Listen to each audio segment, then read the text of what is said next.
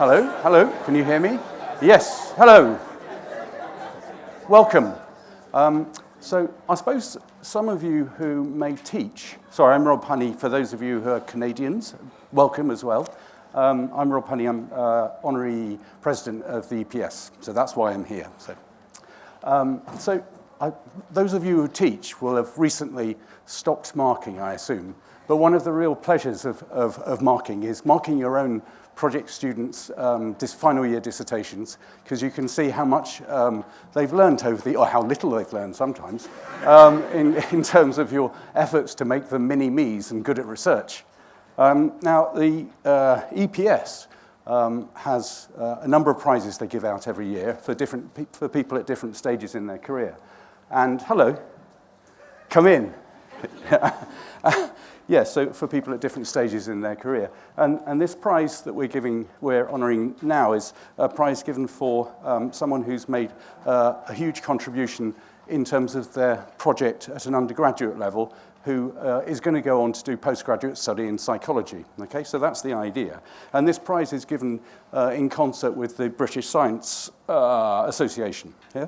So it recognises excellence in a final year piece of work by someone who's going to go on to do postgraduate study, as I say. This year's winner is Akilles. I think that's right. Good, good. Oh, God. Is Akilles. It was a particular pleasure reading the set of projects this time, and there were some tremendous projects. We have tremendous projects in Cardiff too, but none quite as good as this. Real pleasure. And I took the take-home message, which will be implied in the title, I think, for you all, back to my neuroscientist colleagues, and they were astounded by the results. I wasn't quite so astounded. I was astounded by the project. So anyway, I think we should all congratulate you before you start talking, as well as after you start talking, and welcome you to the stage to give your talk on this fantastic piece of work that you've done.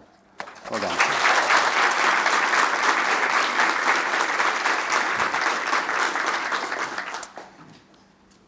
Right, so thanks a lot for the introduction. It's a great pleasure and honor to be here today, talking to all of you. It's already been a great conference, and I've learned so much already from all of your talks. So yeah, like it was mentioned earlier, this was my sort of third year, final year undergraduate project I did with Brad Love and Xiaoliang Luo. So they let me in on this wider project, and my dissertation essentially was a subset of that. Yeah, so we started this about 2 years ago, in the summer of 2023, and it concluded in the beginning of 2024, just to give a bit of a time scale. And here's the title. I've changed it a little bit from the program. Don't look at the program if you don't want spoilers. Large language models versus neuroscientists, predicting research study results. So, quick, very basic outline. So I'll be just talking about this one study, hopefully for about 40 minutes. But yeah, first off, I'll go over some background on large language models themselves, not anything technical, but just to give a bit of a perspective on the topic, and then some motivation for the study as well. And then very basic structure, methods, results, and discussion, which comes after results. So, starting off, here my idea was to not give a very technical introduction and also not make any really strong claims about large language models or what they can do, what they can't do. And from talking to people, I've realized that it seems like everyone has their own idea of how they work, why they work, what does it mean, are they conscious, stuff like that. And here I'm just trying to give a bit of a lens or a perspective to look through when following this talk. So I'll describe a few features that I believe large language models have and things that are relevant to this study. So firstly, they seem to possess sort of reasoning abilities that transcend mere syntactical understanding. So one way of looking at this is that there's this argument of emergent abilities. So if you imagine that a system like a large language model, which pretty much just predicts a sequence of numbers which are turned into text, if you imagine that you grew this system, you grew the complexity, and its capabilities sort of increased with that monotonous, sort of linearly or monotonously. Wow.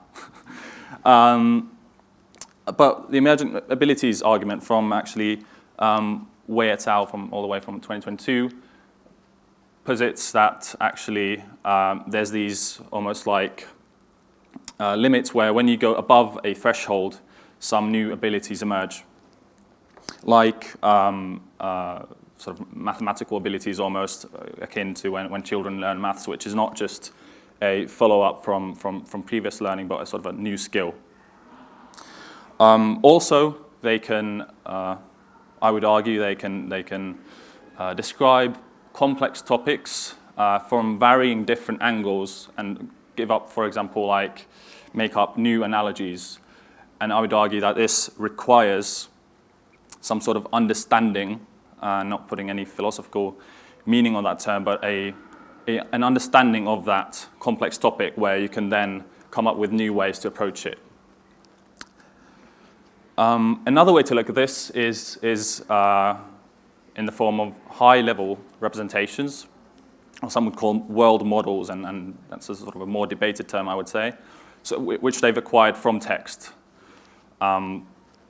So an example would be that you can probe the model, so these are neural networks, and you can look at specific part of the neural network and look at the representations within that. And we can see that even sort of quite a while back when these models were smaller and less complex, we'd see these non-arbitrary category structures where things are relevantly related to each other for us humans and arguably in the real world would be organized in a meaningful way. And so, yeah, that's kind of what I'm also showing or trying to indicate with this figure I quickly put together on the right there, where sort of older natural language processing systems or language models arguably could master sort of syntax and grammar to produce coherent words. Later on, sentence structure, where everything's grammatically correct and makes sense. But now with the development of these systems and then getting more and more complex, they've started to sort of go up this ladder of complexity, of abstraction even, to grasping and representing categories meaningfully, understanding complex concepts. And when I say understanding, again, sort of seeming like they understand it. I'm not really saying that whatever understanding means, that they possess that. And then this sort of topmost pinnacle in this ladder, for example, I put a word called word systems in there. So having actual models of the brain, which will be relevant here, or physics or emotions, complex things like this. And yeah, I'm not saying that the state-of-the-art language models at the moment are in any specific point of this ladder, but I'd argue that they are sort of towards the top, maybe the top two, in between somewhere there, the top two rungs there. So then, on top of this encoding of complex knowledge, another feature which is much less, I guess, debatable, is the ability to rapidly learn from data, be it sort of the foundation training that these models go through, where you pretty much show the entirety of the internet or something like that several times to the model, and it uses that to train its parameters. And that can be done in a matter of days, weeks, or months, depending on how much money and the size of the model you have. And then a more sort of recent term, in-context learning, where these models can learn something novel from the text you give it and use that to produce an answer. Anyway, the point being, these models have the ability to ingest a massive amount of data and learn from that very quickly. So my previous PI, Brad, saw a great opportunity from these two key features to apply this technology, namely, again, encoding complex knowledge and the ability to rapidly ingest data, and how this could be applied to tackle real-world problems. One of these problems is the problem of scale in scientific discovery. So this is probably nothing new to all of you, and you probably have faced this and constantly face this in your daily lives.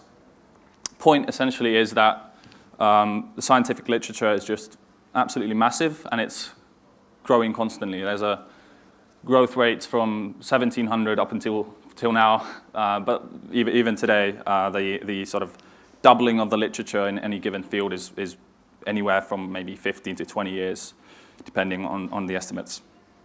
So the scientific literature is expanding exponentially, and on top of the existing literature that's out there. And this is arguably impossible for human scientists to digest. Even in your own subfield, there's constantly new literature popping up, and sort of as a junior researcher as well, getting on top of all the existing literature is very difficult.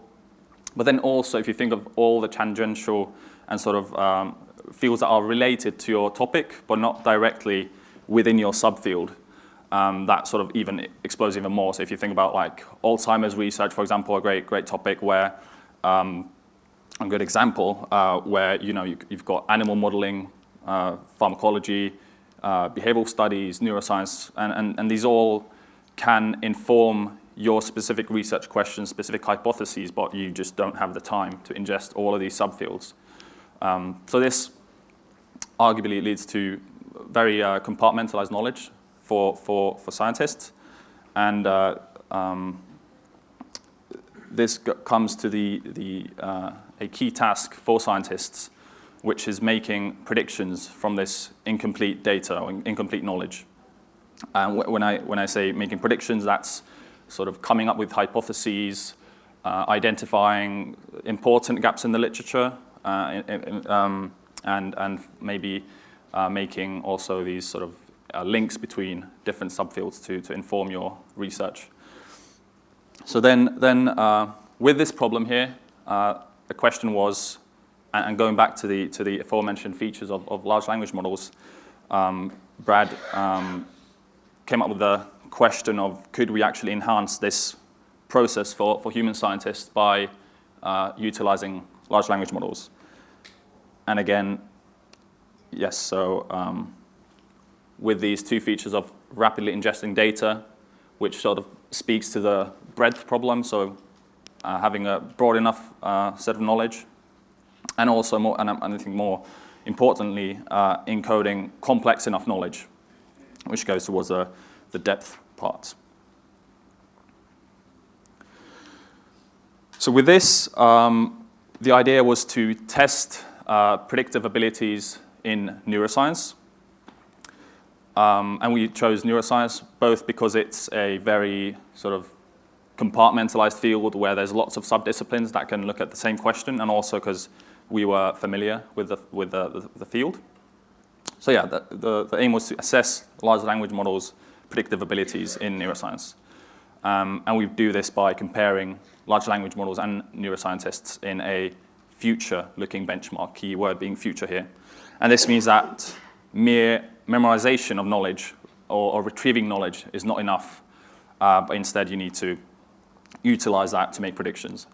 So an example here is for a backward-looking benchmark, which is very common for language models even now, essentially asks a question like a historical fact here, and what you need to do essentially is go back to the model has been trained on this information, and it is encoded in the model directly. And for a human, you could just go to a textbook and find the answer.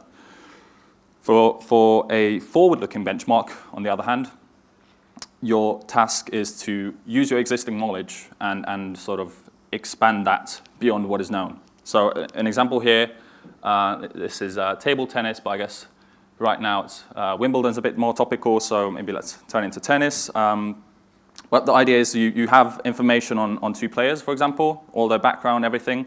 This is knowledge you already have. And then you're given some context, for example, maybe the first two rounds of a game of tennis, the first two sets.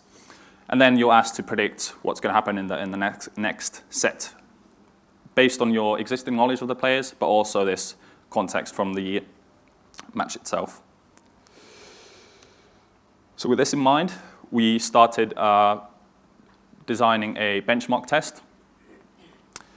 So the idea was to have both neuroscientists, so human experts, and large language models take this test so we could benchmark them against each other, or mainly benchmark large language models against actual human experts. So the idea was to give the test taker the background and methods of a study, and then ask them to predict the results. So give them two options, fake results and real results, and ask them which one's correct. And this arguably requires extrapolating from existing neuroscience knowledge. And important note, these abstracts would be sort of novel or new studies that had just come out. So then we went on to start creating the benchmark. And this was quite an arduous process, but we gathered together 27 wonderful co-authors who were volunteer neuroscientists who helped with this process. And so we got together first 200 abstracts from the Journal of Neuroscience from the year 2023. So this was conducted in that year, so these are all sort of quite new studies. And then we gave everyone instructions to change the outcome of the study results while trying to maintain the coherence and sort of grammar of the text. And I'm not a language researcher, so those terms might be a bit incorrect, but point being that you'd change the results but not give any signs or indications of what the results might be from the background and methods of the abstract. And then we did 2 rounds of quality control by at least 2 independent reviewers. So the end result was that we had 200 abstract pairs, one with correct results, so the original abstract, and one with edited results. So the abstracts were subsectioned into these 5 subcategories, and these were already sort of in the journal itself, so we just took those onto the experimental design. And then here's a couple of examples of the edits we made. So most times the edits were just in the sort of results section of the abstract, and essentially what we did is, for example, if there was an effect like some brain area X increased something, we might change that to inhibited or decreased, or on the other hand, like suppressed to enhanced, or we might have changed brain area. So if something was saying that, okay, this task elicited a response in the hippocampus, we change that, and things like this. And what this essentially does is either flips the result completely or pivots them to something that is the study did not investigate or does not necessarily support. And we can go into some of the details a bit more later if anyone's interested. So with this benchmark now created, we went on to collect human data. So we had created a mailing list about this project earlier, and we got, I think, 2,000 sign-ups from neuroscientists and I guess some other people as well. And we used this to ask people to join the study, and also made a social media post to recruit people. And we got actually 202 neuroscientists from around the world, which was really great, 31 of which were excluded due to various criteria within the experiment. And yeah, so these 171 participants had a mean experience of 8 years within neuroscience, which is quite good. A mean age of 35, and they were from all around the world. So we didn't really set out to try and get a really diverse sample, and I was sort of afraid as well that we'd become quite sort of US or Eurocentric, but actually we did did get quite a diverse set of participants from all different areas of the world. And here's a breakdown by academic level. So we had quite a good mix of PhD students, research, or faculty and academic staff, postdocs, and then some undergrads and master's students, as well as research scientists. So quite a representative and broad sample there. For the task, we gave everyone 2 catch trials, which were just really required really basic neuroscience knowledge that we came up with ourselves. Then we sampled 6 of these abstract pairs from the 200 we made, and then also actually 3 similar items that were generated by GPT-4, so a language model. I'll ignore those for now. So 11 trials in total. This took around 20 minutes for participants to complete. And essentially the task was quite simple. So you can see there on the top screen, they were shown this abstract in full and told to select the version that describes the actual reported results. And they were told that these were actual published papers. So the task was to either click the blue or the green words, so any one of the words, and that would highlight that color, and that would be their choice. So they'd choose one of the versions and then click next. Then they'd go onto this screen where they rated their confidence in their decision. So how confident were they that they made the correct decision? And then what was their expertise in that specific area or part of neuroscience that the abstract was on. And then also whether or not they'd actually seen this study before, which was, I think, about 1% of trials, so not a lot. So there we collected human data. Now on to measuring large language models' performance on the same benchmark. So first we need to gather a set of models to test. For this, so this was, again, sort of summer of 2023, fall of 2023. So these were some of the most recent open models. So we had Galactica from Meta, I believe, that got actually pulled from the internet due to hallucinations and creating false facts. It was supposed to be like a scientific chatbot. And then 3 different model versions, and those numbers are sort of how many billions of parameters each model has. Then Llama 2, another meta model, Falcon, and Mistral AI, Mistral model. So these were all open models. So we had, at the time already, some of you probably remember some sort of better performing models that were commercial, but most of these were sort of closed source where you actually couldn't probe the model and get any of the weights or anything like that from there. And we chose this methodology because actually, or we chose open models because of our methodology, which we then chose because actually just querying responses from these models can be very difficult to standardize and quantify. So if you just gave them the 2 abstract versions and said, okay, like choose the one that's actually real, or that's the original abstract, they'd go on, explaining what they're going to do, and et cetera, and then maybe say B or A. And it was very difficult to standardize, get them to respond in a specific way. But more importantly, they were very bad at giving confidence ratings. So they'd often just have very categorical ratings like 0, 99, 50 or something. They'd always just give one of those. And for this reason, we opted for a measure called perplexity. And what that actually sort of measures is, you could say it as how well each abstract version conforms to a model's understanding, or how surprised is the model by this abstract. So there's different ways of wording it, but that's the basic idea. So I'll briefly explain perplexity for those of you who don't know how it works, just because it's a very big part of how to interpret these results. So how it essentially works is you pass the abstract through the model, essentially one word at a time, and then you look at the model has sort of a vocabulary where it selects the next token to produce, and it has probabilities for every single token in its vocabulary. And we checked always, so you essentially give it one token and then look at the probability of the next token and do this sort of one token at a time across the whole abstract. So this gives the probability of each token in the abstract given all previous tokens. And then you sum these up across the whole abstract and divide it by the number of tokens and take the negative exponent of that. And that gives you perplexity.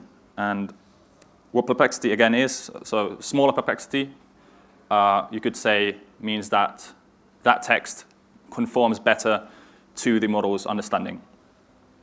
And so we got these perplexity metrics for every single abstract and abstract version. And then we took the sort of model choice was the version with the lower perplexity. So that conformed to the model's understanding better. And then for confidence, we took the difference between the perplexity metrics. So if there was a massive difference, showed that actually the model thought that this was the lower one conformed a lot better to its understanding. So we'd say that's high confidence, and when they're more similar, that would be low confidence.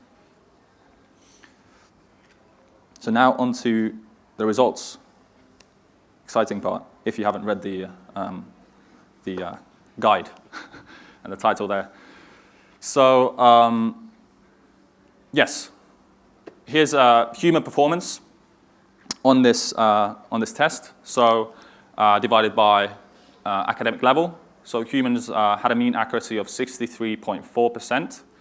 And so chance level is obviously 50, as this is a binary choice task. And performance is quite equal across all participants or all groups, except for doctoral students for some reason. Anyways, and now for the big drum roll. All the models beat human experts by a large margin. So humans are there at 63%, the blue line, and essentially all the models across all the families performed way better at this benchmark with an average accuracy of 81.4. And if we break this down by subsection, we can see that the biggest difference was in developmental plasticity repair, and then behavioral cognitive was the subsection with the smallest difference. And this probably also speaks to our sample, where most participants had this as their area of expertise. So that's accuracy. Next is looking at the confidence scores and also how models and humans found whether or not they found different items difficult. So whether they have complementary abilities or whether they just know the same answers pretty much to the same test items. So first, to test this these complementary abilities, we ran a Spearman's rank correlation between human average item accuracy and then the perplexity difference for each test item. So for each test item, we had for language models the perplexity difference, and then for humans the average accuracy. So here's just a illustrative figure there, and we found that amongst large language models, the correlation was quite high, so 0.75. So you could say that they found the same items the same items difficult, same items easy. But then for human large language model correlations, we actually found a very low value, 0.15. So this shows that actually humans and large language models find different test items difficult, and they have complementary abilities. And then we also checked human split half correlations. So how well did different humans find the same items difficult or easy? And this was quite low again, but still higher at 0.25. Then we checked another metric, confidence, accuracy, correlation. So just how well did the confidence metrics of both large language models and humans correlate with their accuracy? So how well were they calibrated in that? For humans, 0.98, very good. And same for large language models, very high, 0.88. So this means that the more confident people were, the more likely they were to get that item correct. And here's a plot. So these are binned confidence deciles, just to get an accuracy score. So for large language models, you'd otherwise just get these binary 1 or 0 for that item. But we also split this into different bin sizes and also ran a logistic regression model where we predicted accuracy from confidence scores, and this also supported this result. So to summarize, I think the 3 main takeaways from these are that large language models outperformed neuroscientists in predicting unseen neuroscience results. So one also key point is that we also took only the test items with the top 20% expertise ratings, so where people thought they had the most expertise in, and this didn't significantly change the accuracy actually. So the results remained the same. So that sort of shows further robustness.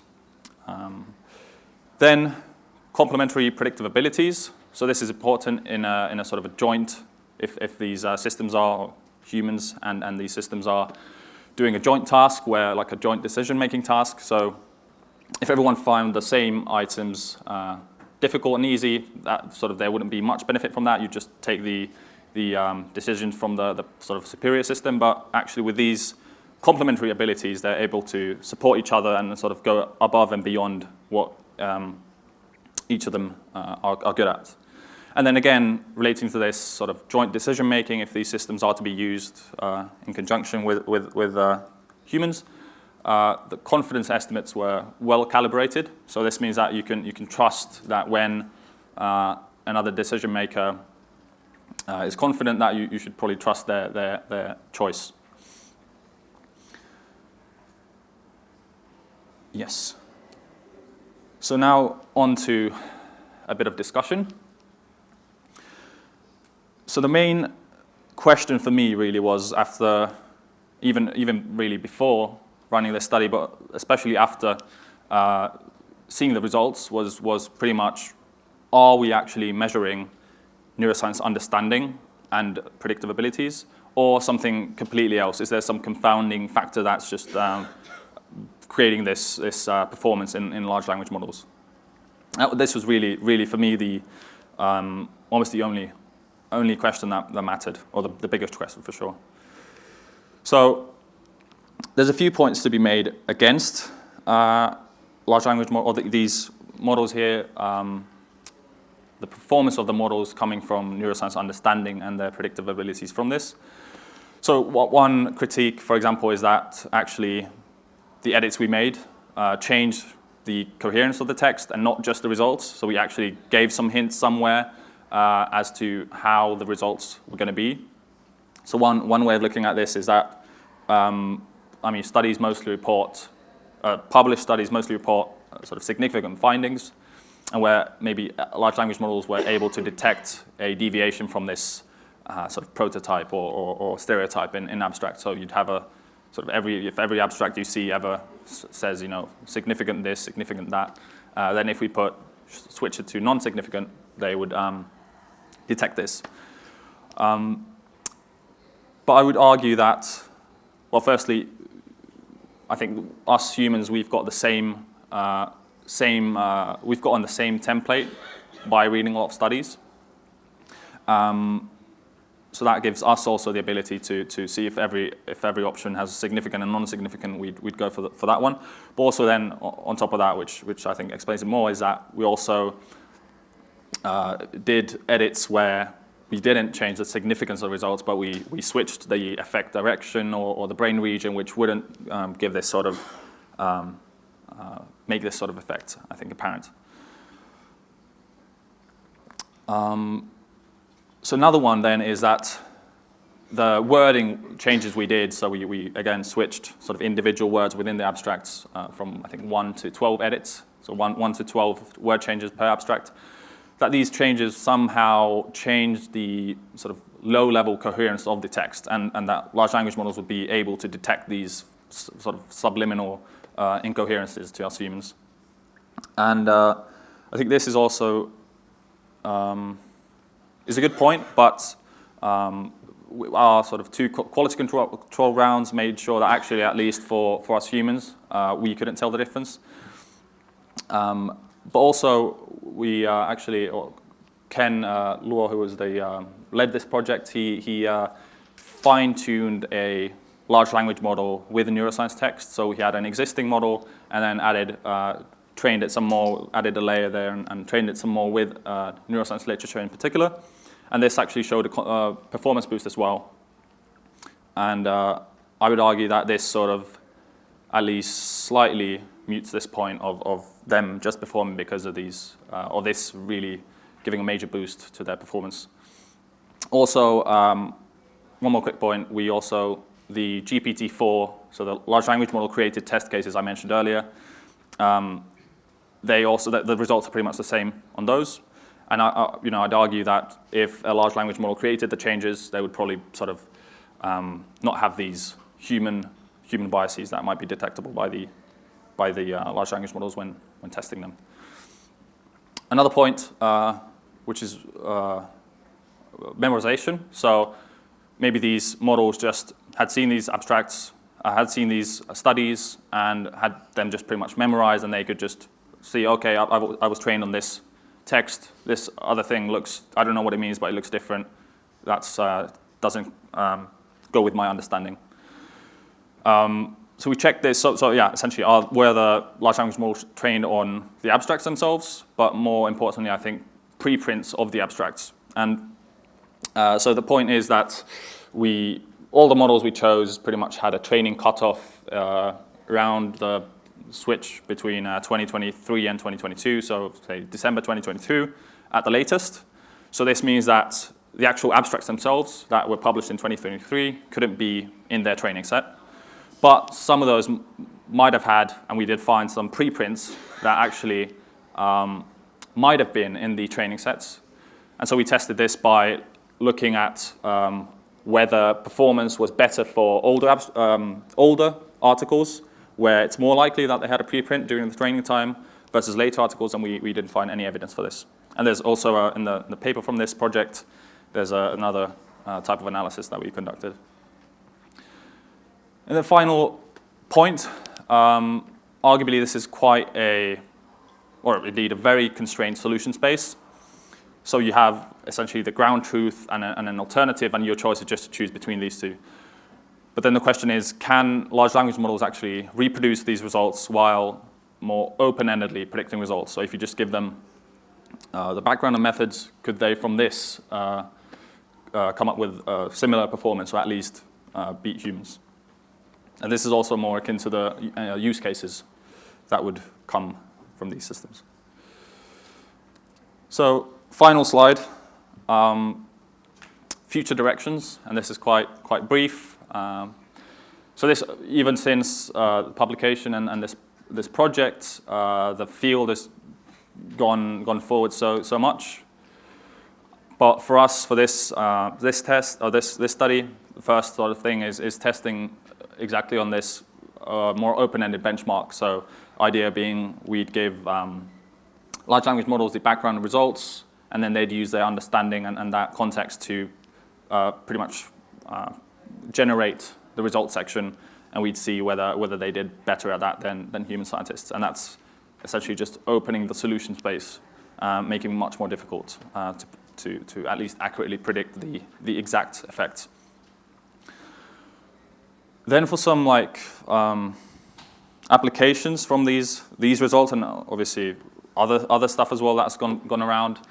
At the time we ran this study, the only real scientific AI systems and products and things like this were mainly sort of literature retrieval. There were some robotics systems that were automating experimentation, but this hypothesis formulation, predictive stuff like identifying gaps in the literature and extending beyond what is known, they were quite scarce. But now, frankly, I started checking these out about a month ago when I heard about this talk. Google has got this new product, and these AI agent systems, which is this new buzzword, or quite new buzzword, where they're now starting to implement these systems where they can utilize these two key features of language models and help scientists with collating literature, analyzing it, seeing how it could possibly answer questions like hypothesis generation and interpreting results, etc., or explaining effects. And then I found, even at the time, and even more so now, I haven't checked on this too much, but I see quite a big promise in multimodal models where actually you train them on both text, so that they can produce coherent text and maybe have these very high representations, high-level representations, but also for fields like neuroscience and science in general, training them on actual raw experimental data where they can interface with those measurements of reality, if you want to take that sort of epistemological position. So instead of having to interface with this really distilled symbolism of language where you take the results, take the data, make some analysis decisions and analyze them, and then describe those results in words. And that's what the models are trained on. Instead, you give them access to the raw measurements themselves, and then join that with a model that produces text. And I think that could be a future thing. There might be already some work that's progressed quite far in that field. I haven't actually checked. So yes, that's it. I would like to thank you all for taking the time to listen. And also, very big thank you to Bradley Love, who led the project, and Jialang Luo, who was the PI and the project lead, and all the wonderful co-authors, and also actually Adam Parker, who's here, who nominated my project for this prize and was my module convener in the third year. So, thanks a lot.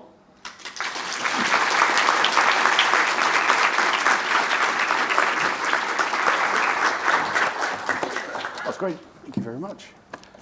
Questions, anyone? Sorry, there. So,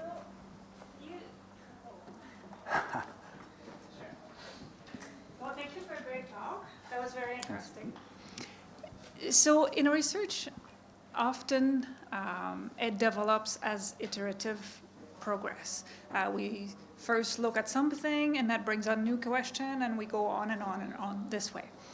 So even if the large language model did not read about this particular thing, it's possible that it read something connects as previous work. And so if the people had access to this kind of knowledge, they may perform just as well as large language model. The problem is people don't have the ability to access all of this knowledge. Is that your understanding of the difference between the... Yeah, so that's, I think, one of the big debates. So yes, so essentially, is it that humans just haven't read this relevant data that would lead them to make correct predictions, and that language models have? So that's, I think that's the sort of obvious answer. So that large language models have I don't know if it's sort of a better resolution where humans' information, especially on a field as wide as neuroscience, is quite patchy. Whereas language models have essentially, most of these I believe have ingested all the literature. But then there's also another chance of, if you imagine you sort of extend, so you're trying to sort of make predictions about some unknown information, and it's sort of in between some disciplines, for example. I think it might be possible that these language models also make some logical connections that might be unintuitive for humans. So we see that, I think, in the models having a low correlation in terms of item accuracy. So they find different items difficult and easy. And there's also some other research showing that some of the, say, like, I think they've given like cognitive tasks to language models, and the cognitive strategies that they use actually differ quite substantially from those of humans. So it could be also this ability to make sort of unintuitive connections that us humans necessarily can't necessarily see. on top of this, I'd argue, yeah. Great, thank you. There's a question up in the middle, in the gods. It's really cool stuff. Within the expert groups that you looked at, did you find any evidence maybe that there are different scientists have different abilities? So can all the scientists' performance be described by just a single number, like a probability of like getting it correct, and a distribution around that, or are there like maybe a group of super experts or people who aren't particularly very good at decoding these sorts of things? I'd say on the face of it, frankly, we didn't have enough intra-individual data to answer that. So we had some, senior level academic with 30 years of experience who got all 6 items wrong. Not going to say any names. Obviously, yeah, don't have the names, but yeah. So we didn't also look at that quite that much because of that sort of very low resolution nature. We only had 6 items from the test set. So yeah, but in general, I find also that this test, we did it on the Journal of Neuroscience because it, sort of encompasses almost the entire field, arguably. And, if you're researching some very specific subfield, you might not be that knowledgeable in these completely different fields. And in a way, it might be a bit unfair asking these sort of generally termed neuroscientists to answer a question that sort of they might have some, inkling and know some stuff, but not very detailed knowledge of that. So that's, I think, one also limitation of this experiment. But, yeah. Can I just actually first of all to say thanks very much for the talk. Apart from the fact that as a human being I'm increasingly depressed. If you go back to your slide to follow up from the last question, where the one that you called the drum roll slide, which had the main findings. Let's see. Yeah, that one there. So, of course, the depressing thing here is that it doesn't look like the faculty academic staff are doing much better than anyone else. I was curious, what is other in this case? Yeah, I think it was 4%. It was like 7 individuals. One of them was, I think, something like an AI scientist really interested in neuroscience. Someone was a retired neuroscientist. So it was some people who couldn't be directly described as neuroscientists, but had some expertise in the field or a big interest in it, or had previously been neuroscientists. Okay, thanks for that. And just then to follow up then, just so that I don't feel completely depressed, you did talk about, or you hinted at the possibility that some of the questions that the AI found hard, human beings didn't find. Well, it wasn't clear to me if it was just simply the fact that the AI found different things, or was it the fact that the things that the AI found hard might possibly be things that human beings find easier. In other words, it wasn't clear to me whether or not that story is just different things are happening to different people, or that there is some slim hope that that in some sort of cooperative way, human beings and AI might do a bit better. So I just wanted to unpack that a little bit further, and if you had any intuitions about that. So essentially, yeah. I think the graph on the right kind of answers that in a low resolution way. So I mean, you can see it where, like, if you look at, say, the top spoke, developmental plasticity repair, you can see that there that was the best category for language models, and that was the worst for humans. And then you can look at, for example, behavioral cognitive, where that was the best for humans and the worst for models, right. But models still beat humans. Okay. So there is no hope. Thanks very much. Yeah. Okay. So I had a question. So I'm going to try and make Jeremy less depressed. These faculty members are people who've got time to do this sort of thing. Yeah. I don't think it's that. Any other questions? Oh, sorry, there's one. Beg your pardon. Thank you. So it's an excellent project. It's very interesting, very expertly conducted. I do have this sort of nagging feeling that it's possible that one of the reasons the neuroscientists didn't do so well on this task is it is a bit of a weird task. It's not something that we do as scientists, right? Like we'll develop a question, generate some hypotheses, and then develop methods that we think are going to test those hypotheses. We typically don't develop like the methods of an experiment and then try to figure out what we think is going to happen. So what are your thoughts on that? Is part of this just that predicting results from established methods is just not something that we tend to do throughout the research process? Yeah. Frankly, that's something I haven't thought about too much. I probably should have. But I'd say that this sort of predictive, so essentially the argument is that scientists, and I'll get into this a bit more in a bit, but scientists need these predictive abilities from the existing knowledge for some tasks I'll get to. And then we're trying to actually measure this predictive ability. So we're not directly measuring skills that you actually are going to use in practice, but this sort of maybe underlying ability where you extrapolate from your existing knowledge. And that's sort of the idea is you haven't seen the study, it's something new. You see the methods and the background, and then you're sort of to guess from your knowledge what might happen. And I think so some of the tasks that would be sort of directly related to that, not specifically the task, but the idea of making predictions, is sort of identifying interesting research questions and areas to pursue. So what might give you the best bang for the buck in terms of a research topic. Maybe that's, everyone doesn't do that, but that's maybe something that does happen. And then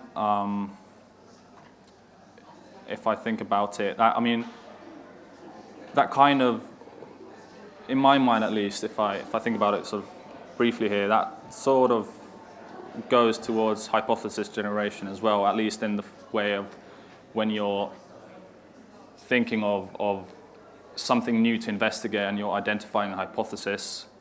I at least for me, I feel like I have the existing knowledge, and then I'm like sort of extending beyond that, seeing an interesting question to pursue, and maybe having already a sort of an effect that I'm thinking this effect is gonna manifest in this hypothesis and in this experiment if I design it, and that sort of process, I guess, is what this is tackling. Yeah, if that answers. Great, thank you. I think we've. Sorry, one more. Just a quick question. Great talk. Is it possible to get information from the large language models about how it's coming to a decision? So can it tell you it's basing this decision on, or can you ask it if it's basing a decision based on a previous abstract or a compilation of a number of abstracts, so you could see if it's joining information or if it's just like memorize something very similar or a similar finding? Off the top of my head, there's probably some methods to look into that, but I mean, essentially, none of these abstracts are really in the model. So it has a really, really high dimensional representational space where all this sort of knowledge is in some abstract form represented. And I would argue that so they're sort of still the parameters in the model aren't enough to have this abstract word by word sort of represented there somewhere where it can then pull from that to answer the questions. So it's some sort of, to me at least, it's some sort of abstract sort of mess of neuroscience in there that it sort of uses. But then, I mean, more recently, people have developed, probably a lot of you have used these as well, these reasoning models where it doesn't look in the model, but the model produces text, feeds back into itself, and then produces more text, and it's sort of this iterative reasoning process where you can at least see the output of the model, the reasoning, but obviously in that case, you can't get inside the model. Yeah. Okay, I think we can let you off the hook, but before we do, we'd like to congratulate you again on a brilliant piece of research and a great talk. So thanks very much. Thank you.